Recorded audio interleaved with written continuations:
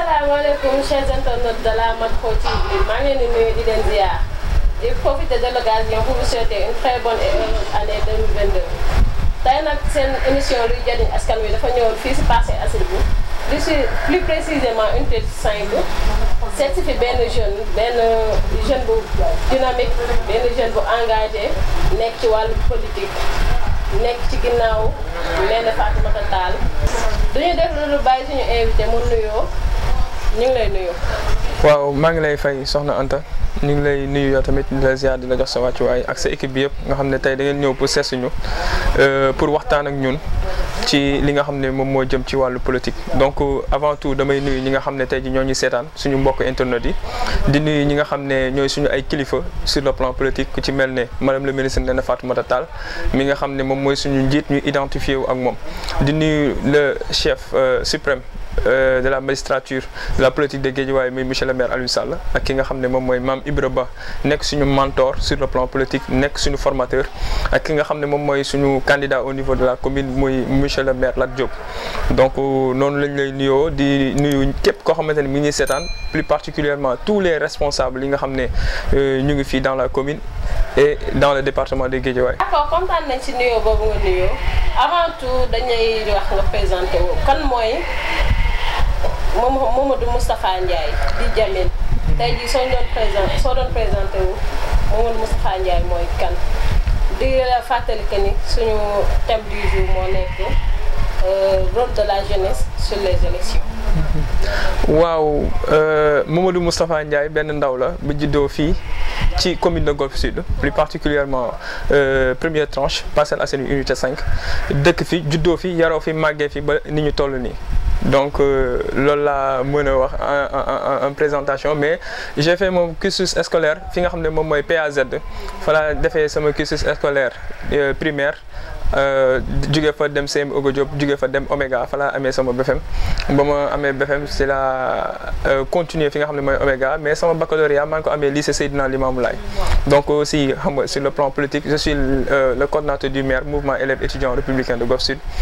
donc loolu laa amoon li may présenté wu donc nekk ndaw Néné Fatoumata Tall di identifié wu ci moom en même temps j'ai passé à travers CLE fa laa njëkk a commencé di dooree sama parcours politique collégien et lycéen pour l'émergence. donc ñu def fa benn parcours bu am solo def fa pendant 4 ans à 5 ans ba ñu si jógee si la intégré li nga xam ne moom mooy mouvement élèves étudiants républicains je suis l'actuel coordinateur du maire de Golf Sud. donc nekk ndaw Néné Fatoumata Tall di identifié wu ci moom nekk ci dispositif bu ama solo bi nga xam ne tey jii nii directoire campagne monsieur le maire Aliou Sall donc si dispositif boobu noonu la tegu. donc noonu la demee en quelque sorte le parcours bi quoi en fait. d'accord ñu gis ni parcours bu am solo la. parcours bu riche la. étant jeune gis nañ fi nga jaar yow. on peut dire que tu es un intellectuel. voilà léegi balaa ñuy dem ci loolu. parce que suñu nee rôle des jeunes sur les élections locales. kon tey jii am nga ci cër parce que ci jeunes yi nga bokk. nga am foo féete. ñu gis élection yi mi ngi ñëw campagne bi commencé ñu gis violence bi ñu gis ci campagne bi lan nga am loo ci wax. waaw soxna Anta man avant tout je vais dire alhamdulillahi rabbil alamin parce que violence ñun en fait seetluwuñu ko wala boog ñun gisuñu ko wala boog amul fi nga xam ne moom mooy Guédiawaye parce que daan na gën a métti. ren gisuñu benn violence fi nga xam ne moom mooy Guédiawaye ci élection yi nii peut-être am na feneen bon j'ignore mais ba léegi gisuma li nga xam ne moom lañ daan gis c'est parce que jeunesse bi instant bi nii dañoo am benn maturité bi nga xam ne moom la ñu am en quelque sorte en termes de politique. donc moo tax violence yi ñu daan gis sànnante xeer yeeg caravane yi di sànni ay xeer di peinture affiche leader yi et cetera loolu yëpp gisuñu ko seetluwuñu ko ci campagne yi ci élection yi. donc je pense que violence bi alhamdulilah la ñuy wax daal en quelque sorte commencé nañ ko ci bismillahi rahmaani rahim jusqu'à présent ñu ngi déroulé ci jàmm amuñu ci benn jafe-jafe donc ñu ngi ñaan yàlla jeexalee ko ci alhamdulilahi rabbil alamin. mais foofu dama lay intercepter parce que soo nee gisuñu violence. loolu daf ñuy jaaxal. parce que ñun gis nañ Ahmed Aïdara. conflit am na ci digganteem ak Aliou Sall. bi militant Ahmed Aïdara ak militant Aliou Sall loolu yan explication ngeen ci indi parce que soo nee violence amul rek. daf ñuy jaaxal parce que nit violence bi ça existe bel et bien. non loolu boo ko waxee aussi tamit man aussi daf may jaaxal parce que journalistes yi aussi la plupart bon duñu refléter carrément la réalité mais ñun Guédiawaye lañ nekk. donc Aliou Sall fu mu mënti nekk fekk nañ ko fa ànd ak moom donc je pense que li ñuy woowee violence c'est pas de la violence en quelque sorte 2014 moo gënoon métti 2014 moo gënoon xaat moo gënoon tàng 2014 lu ñu dund gëw ma ni dinañ ko gaaw a dundaat ci élection donc noonu la demee loolu du violence c'est juste des fois des bousculades wala yu demee noonu waaye des agatages tooñante ren rek ngay gis ay leaders yuy daje ñoo xamante ni bokkuñu même camp di joxante loxo di tooñante di kaf di foo di ree donc je pense que loolu moo am ci commune bi loolu moo am ci yeneen commune yëpp et que ñu ngi koy rafetlu bu baax esprit de dépassement bi nga xam ne moom la leaders yi am moom la militants yi am donc je pense que moment bi ñu toll c'est pas le moment de faire des querelles di xeex wala yu demee noonu donc instant bi nii on est en phase de convaincre la population pour ku nekk mën a gis sa bopp mën a identifier wu ci programme yi nga xam ne moom la ñu proposer population bi et je pense que nous avons les meilleurs programmes nous avons c'est-à-dire les meilleures propositions de programme yi nga xam ne def nañ ko mi coalition Benno Bokk Yaakaar boo demee Sam Notaire yaa ngi fa am Modou Bousso nga dem Waxinaan yaa ngi fa am Racine Talla nga dem Gounass yaa ngi fa am Beydi Ba nga dem fi nga xam ne moom mooy Ñaareem Limamoulaye nga am fa ki nga xam ne moom mooy Mor Waré Lat Diop moom kenn waxaalewu ko teg na 10 points yi nga xam ne tey jii nii bu toogee ci bopp mairie bi si yooyu lay njëkk a taxaw donc loolu aussi tamit ñu ngi koy rafetlu parce que instant bii nii loolu la ñu soxla ñi nga xam ne ñoo ñuy defal une force de proposition par rapport au programme pour que population bi yëpp mën see gis seen bopp. d'accord léegi bu ñu jógee ci côté violence. ñuy masawu waale monsieur le maire Bamba Fall de la Médina gis nañ ni tey saccagé nañ këram et tout bien que violence bi ngay wax que ni yow loolu gisu leen ko mais man je vais dire que violence am na parce que tey jii rek tey moo ci mujj rek dañoo saccagé kër monsieur le maire Bamba Fall bon yéen considéré woo leen loolu comme violence mais. violence non pas considéré wuñu ko comme violence. bu fekkee saccage am na. parce que des fois désinformation moo ñuy xaw a sonal parce que bu fekkee saccage am na loolu lu ñuy ñaaw lu lay doon bu fekkee am na mais ñun Guédiawaye Guédiawaye nga ma laaj donc man li ma gis Guédiawaye laa mën a wax parce que man je suis acteur ici fii laay militer fii laay xaree sama tànk tubéy pour à ce que candidat yu ñu am ñu mën a accéder wu ci li nga xam ne moom mooy suñu objectif mooy nekk ci bopp mairie donc lu ñu fi remarqué mooy jàmm ak salaam yàlla na wëy donc ku nekk nag yaa ngi ñëw di jéem a taal fii mais alhamdulilah population bi am nañ maturité am nañ esprit de dépassement ba alhamdulilah campagne yi mi ngi dox ci jàmm. suñu jógee ci loolu dama lay laajte yéen tey jii seen campagne yéen a ngi ci biir campagne. lan ngeen di proposer. pour programme comme programme pour jeunes yi. parce que nee na Fatoumata Tall tout le monde sait que c'est le ministre de la jeunesse. voilà aussi seen tey jii seen maire sortant bi aussi si yéen la bokk. tey jii bilan am dañuy dégg defal naa assainissement. defal nañ fii mais dégguñu benn yoon bilan bu mu joxe boo xam te ne def nañ ko pour jeunes yi. tey étant jeune seen ministre nekk seen leader nekk ministre de la jeunesse. tey jii lan ngeen am ngeen est-ce que programme pour jeunes yi. wala seen bilan tamit lan ngeen ci def lu positif loo xam te ne pour jeunes yi la. waaw merci beaucoup Anta si question bi et je dis alhamdulilah parce que nous avons réalisé pas mal de choses ici à Golf Sud à Guédiawaye au Sénégal. parce que boo nee madame le ministre Néné Fatoumata Tall ne ministre de la jeunesse elle a fait pas mal de réalisations yaakaar naa ni président de la République moom bokk na ci ministre yi nga xam ne li ko président remercier publiquement mënuñu ko wàññi. donc je pense que déroulé na fi pas mal de programmes yi nga xam ne programme yëpp ngir ndaw ñi la li ci mel ne programme xëyu ndaw ñi li nga xam ne li ci mel ni Prodac nga xam ne moom mooy programme bi nga xam ne programme boo xamante ni même opposition bi dañ ko rafetlu. li nga xam ne moom mooy ANPEJ gis nañ réalisation yi nga xam ñu ngi koy def gis nañ financement yi nga xam ñu ngi koy octroyer aux jeunes gis nañ fi pas mal de choses yoo xamante ni si ministère am li nga xam ne si ministère am la c'est-à-dire accordé wu te gis nañ réalisation yi def gis nañ ni ñu taxawoo ndaw ñi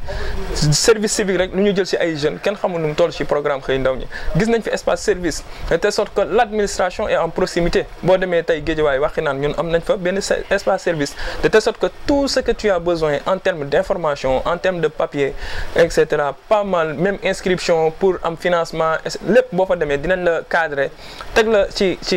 axe ba nga xam ne loolu di nga ci mën a jot boo demee ci li nga xam ne moom mooy maison de la jeunesse gis nañ programme bi teg nañ ko donc ñu ngi koy mu ngi nekk en cours donc je pense que li fi Néné Fatoumata Tall def c'est fort remarquable et c'est palpable donc yaakaar naa ni loolu moom doy na pour wax ci ministre de la jeunesse lan la jëriñ ndaw ñi ki nga xam ne moom mooy Aïda Sow Diawara mi nga xam ne moom moo nekk maire sortante donc yaakaar naa ni kooku aussi def na pas mal de réalisation jàppale na ndaw ñi ñu bëri tey jii nii mosoo gis mairie bi ñu génn ne dañuy grève parce que fayuñu leen wala lii wala donc je pense que kooku tamit li mu nga xam ne tey jii effort yi nga xam ne def na ko ci mairie bi c'est à saluer donc def na fi pas mal de choses etc. donc loolu dañ koy rafetlu bu baax a baax muy Aïda Sow Diawara mais continuité la ñu wax et je pense que continuité boobu noonu Lat Diop a fait ses preuves en termes de social en termes li nga xam tey ji moom la war a taxawoo askan wi di jàppale ay district sanitaire di leen jox ay ambulance di jàppale li nga xam ne moom mooy association yi di jàppale li nga xam ne moom ñooy ASC yi yëkkati 1 million ASC bu nekk mu jox la ci commune bi yëpp ak yeneen yoo xamante ni tey jii nii def na ko li mu inséré à travers l'ONAS ci ay jeunes kenn xamul nu mu toll. ndaw ji ngay war ak jeunes yi ñëpp am nañ ci accès parce que tey jii dañuy wax que lu ci ëpp bralon lay doon. soit yow sa da ngay xam maire bi. wala ku la jege xam maire bi pour nga mën ci bénéficier. pourtant am na ñoo xamante ne jeunes yoo xamante ne ñu ngi ci koñ yi toog ñooñu soxla nañ ci yooyu. am na ñoo xamante ne ñu ngi ci biir kër yi ak seen i diplôme soxla nañ ci aide yooyu. mais peut-être que amuñu accès bi. ñi parce que dañuy wax que ni lu ci ëpp. lu ci ëpp ci ñi seen njaboot daal. lay demee seen njaboot lay mujjee. yan leeral ngeen loolu dama siy sawar trop pour tontu la ci. parce que man loolu damay dut baaraam ñi nga xam ne ñooy samay mbokk ndaw samay mbokk jeunesse et je pense que ñun duñu dem vers l'information da ngay gis benn jeune boo xam ne day dëkk commune de Golf Sud musul teg tànkam mairie Golf Sud pour xam yan opportunité ñoo fa am loo xamante ni c'est favorable à la jeunesse ñu mën ko dem jëli da ngay gis jeune boo xamante ni musul teg tànkam ministère de la jeunesse musul teg tànkam ANPEJ xamuñu direction ANPEJ fu mu nekk xamuñu direction Prodac fu mu nekk te loolu ce sont des informations yoo xamante ni yow yaa war a dem vers les informations loolu sax dafa sori tey jii ndaw ji war na mën a toog yor téléphone am dugg ci li nga xam ne tey jii moom mooy ci xarale yu yees yi dugg dem jëli ay information foo dugg loo tapé dinañ la génneel li nga xam ne tey jii nii moom mooy ay information donc l'information vient vers nous mais ñun c'est-à-dire ñun ñoo xaw a bon je ne sais pas ñun ñoo délassé wu par rapport à ça et c'est anormal donc ñun nañ jël suñu ay responsable xam ne am na ci part de responsabilité d'abord beneen bi ci topp mooy ndaw mi ci boppam war na mën a am taxawaay ci li nga xam ne moom mooy goxam et je pense que échéance yi ñu toll échéance gox-goxaan la ku nekk mi ngi jéem a ruumalaat wala yu demee na mais ñun nañu jël li nga xam ne tey jii mooy intérêt population bi mooy suñu intérêt ñun jeunesse bi ñu primer ko jiital ko te buñ ko jiitalee yaakaar naa ni duñ ko réccu benn yoon et yaakaar naa ni li nga xam ne moom la coalition Benno Bokk Yaakaar teg sur la table pour la jeunesse c'est fort remarquable et c'est à notre faveur. seetaan nañ Ahmed Aïdara bu yàggul émission Faram-Facce ak suñu papa Ngagne Diagne mu invité ko muy wax que ni yéen jeunes yi topp ci ginnaaw Néné Fatoumata Tall que doo leen voté Lat Diop loolu est-ce que am mën nga ci indi ay éclaircissement parce que tey jii su amee kenn ku xam te ne c'est le mieux placé pour mu leeral ci bu yow lay doon bokk ba ci waaw émission bi seetaan nañ ko donc en direct lañ ko doon seetaan maa ngi tooga nag sama la famille Néné Tall en quelque sorte donc en miniature su ma ko waxee ñoom Baraxam ñoom Habib Ka ñi nga xam ñooy Pape Moussa ñun ñëpp ñoo toogoon Ouzin Production ak ñi nga xam ne tey jii ñoo fa nekk ñëpp ñoom Alioune Ndiaye ñoom ñëpp ñu toog ci salle ak Pape Moussa toog ci salle Pape Moussa di ko seetaan mais ba ñu déggee loolu automatiquement dañoo choqué wu c'est-à-dire dañu am lu ñu bett dañu am loo xamante ni tey jii nii daf ñoo métti en quelque sorte parce que nit yaakaar naa ni ku toll ni Ahmed Aïdara ñu bëri dégg ko nopp bu demee bay wax war na mën a wax loo xamante ni lu am la war na mën a wax loo xamante ni lu mu maîtriser la. Je pense que non, ce sont des propos mensongers. Donc nekkul loo xamante ni lu am la lu fondé la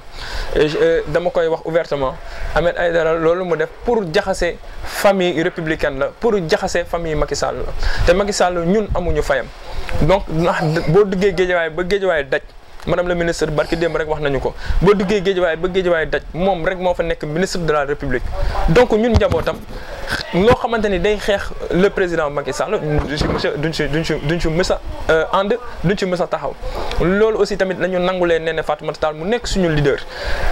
leader ba nga xam ne ba muy defee déclaration ne dafay tënku ci li nga xam ne moom mooy décision président Macky Sall dafa ne je m'engage et je vous engage donc ñun ci kàddu yooyu noonu la ñu tënku donc vouloir une chose et son contraire ñun nekkul ñun ku xam Néné Fatoumata Tall xam ne musul clignoter gauche jàdd droite ku ko xam-xam ko ci loyauté ku ko xam-xam ko ci constance ku ko xam-xam ko ci persévérance et je pense que loolu moom la mës a wane ba nga xam ne président wóolu ko yëkkati li toll ni ndombal tànk boobu noonu teg ko ci loxoom donc je pense que Ahmed Aïdara dafa war a arrêter te wax li nga xam ne tey jii nii moom mooy defar wax li nga xam ne tey jii nii bu ko waxee kenn du ko ci xeeb wax li ngay wax ba nga xam ne tey jii nii population bi yëpp kenn du ci am doute mais nga wax li ngay wax ñëpp xam ne li ngay wax dara amu ci. mais est-ce que moom loolu amul benn raison pour mën a wax loolu parce que suñu gisee que Néné Fatoumata Tall ak Lat Diop dañoo doon xëccoo. si tey jii président désigné Lat Diop. kon mën nañ comprendre que am ay ndaw Néné Fatoumata Tall même si que même Néné Fatoumata Tall nee na day appliquer loolu. am na ñoo xamante ne dinañ siisu ñu nekkoon si ginnaawam di xeex. loolu tamit est-ce que amul fu mu teg loolu. parce que génn noonu tamit di wax noonu. waaw gis nga wax loolu ñàkk xam kan mooy Néné Fatoumata Tall ak ñàkk xam ñi topp Néné Fatoumata Tall ñooy ñan moo waral loolu. et je pense que ñi nga xam ne tey jii ñoo topp Néné Fatoumata Tall investir ko comme moom ni nga ko waxee que ni sages yi dañ ko investir que ni femmes yi dañ ko investir jeunesse bi dañ ko investir ñi investir Néné Fatoumata Tall ñëpp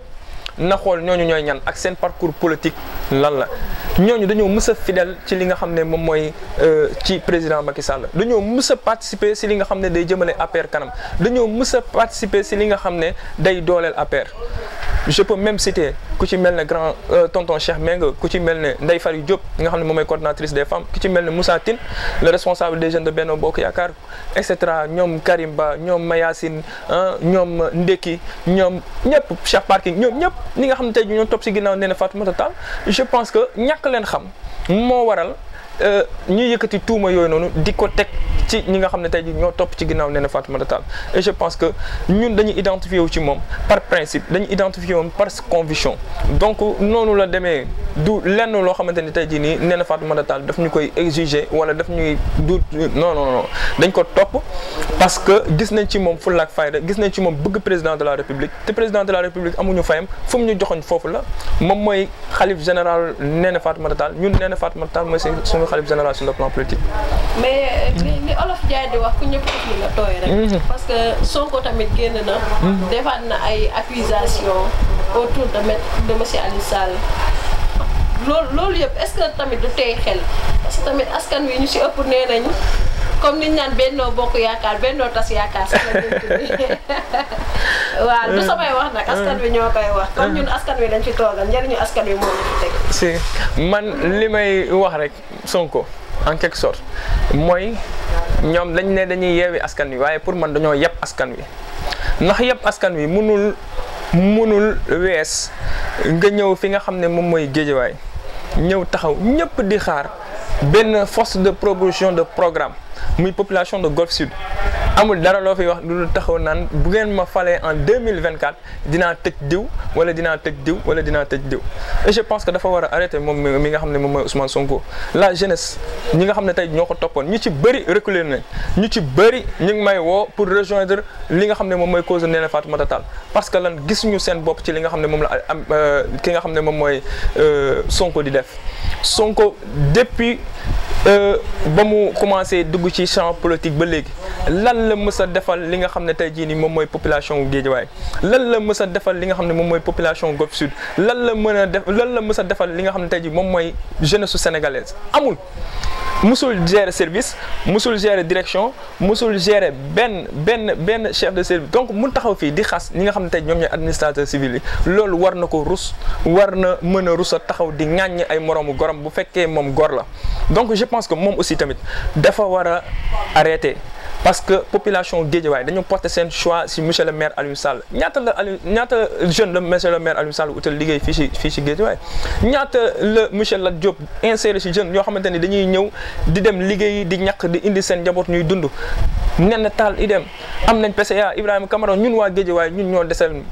ki nga xam ne moom mooy Macky Sall mais Macky Sall desalatul ñu dara parce que lépp li nga xam ne tey jii nii teraanga la bu jugee mu xalaat ne Guédiawaye moo ci gën a yell projet yi ñu fi am programme yi ñu fi am alhamdulilahi rabbil alamin ñun waa Guédiawaye du ay waxu Sonko moo ñuy taal du ay waxu Sonko moo ñuy yëkkati pour à ce que ñu mën a faire face ak ñi nga xam ne ñoom ñoo ñu amal njëriñ donc je pense que Sonko aussi tamit dafa war a arrêter xam ne ñun population de Guédiawaye dañoo porter suñu choix si ñi nga xam ne ñoom ñoo fi nekk muy monsieur le maire Aliou Sall ak Lat Diop ak Modou Bousso ak Racine Talla ak Beydi Ba ak ki nga xam ne moom mooy Mor Waré parce que lan ñun si seen politique dañ see gis suñu bopp ñun seen politique dañ ko def benn politique boo xam politique participative la donc na arrêté encore une fois ñun nekkuñu jeunesse boo xamante ni dañ ñuy diri dañuy yóbbu si morgue bi ñun dañoo nekk jeune boo xamante ni boo ñu woowee dañuy taxaw xool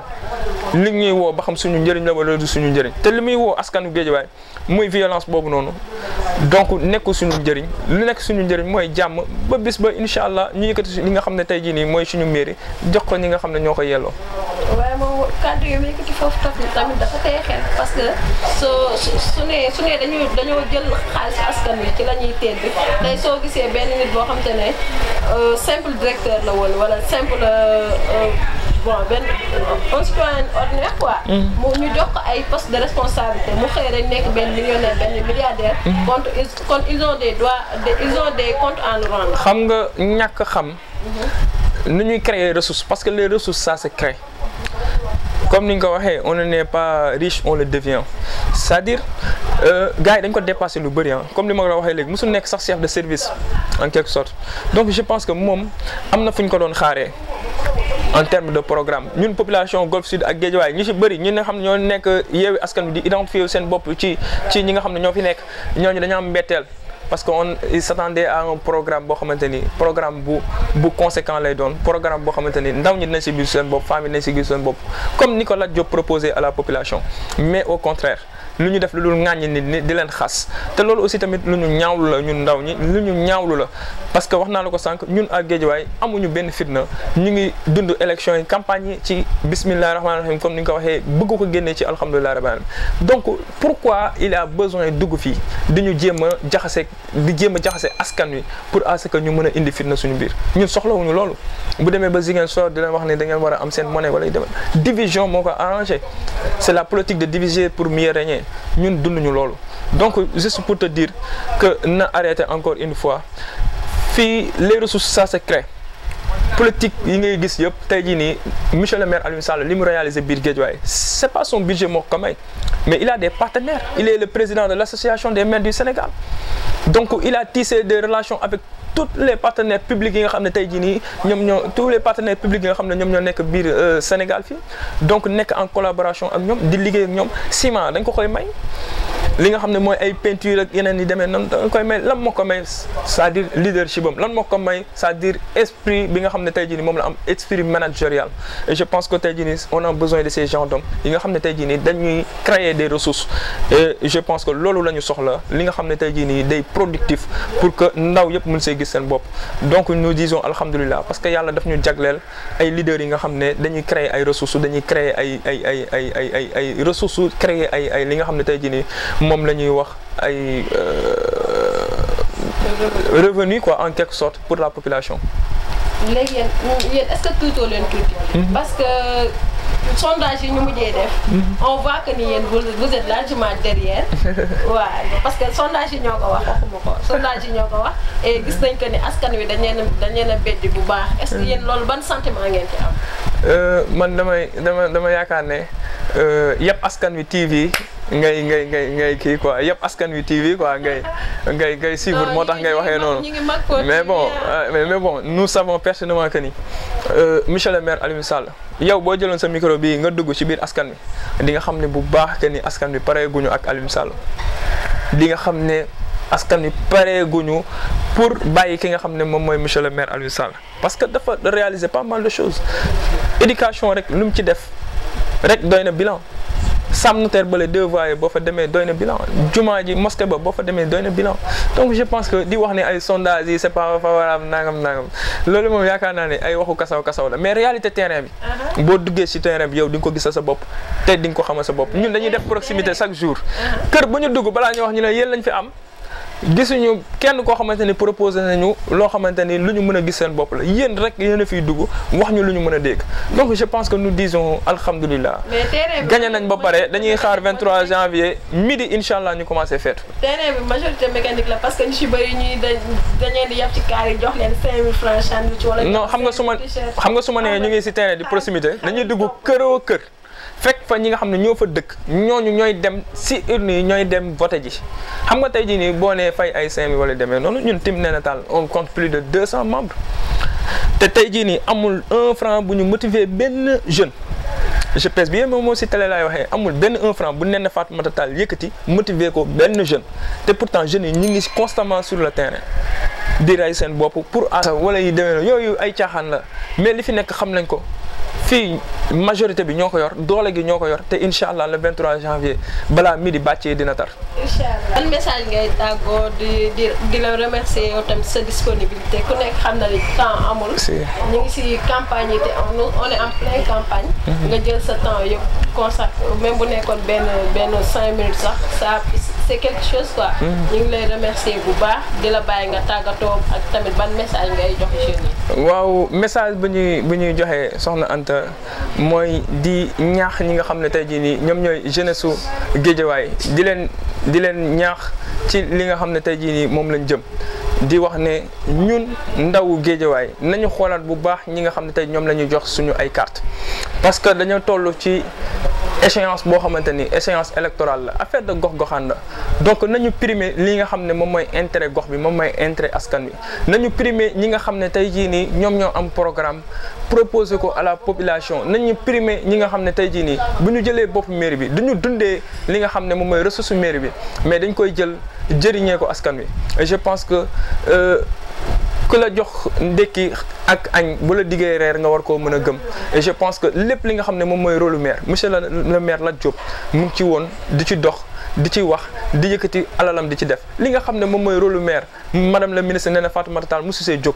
en concernant les financements les lequettes et cetera lépp li nga xam ne tey jii nii moom moo war monsieur le maire Aliou Sall ba fi ñu toll nii et je pense que depuis Chérif Macky Sall bi nga xam ne moom moo njëkk a nekk maire de Guédiawaye jusqu'à nos jours réalisation yi nga xam ne moom la monsieur le maire Aliou Sall def en 7 ans amul benn maire bi nga xam ne mës na ko def donc loolu aussi tamit c'est à saluer donc loolu la ñuy xamal ndaw ñi di leen wax nañ xool bu baax